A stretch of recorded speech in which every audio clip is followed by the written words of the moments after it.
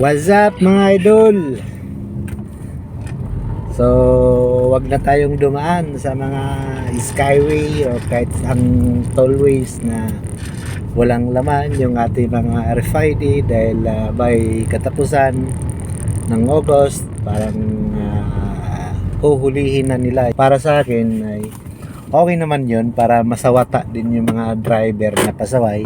Para sa akin bago sana nila ipatupad yon, ayusin din naman nila yung system ng toll gate nila, kasi naka RFID ka nga, ang haba naman ng pila, di ba?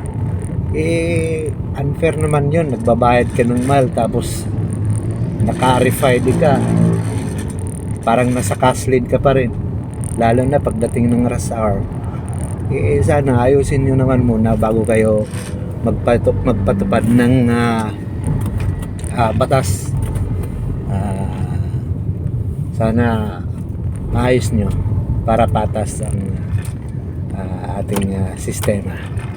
PS.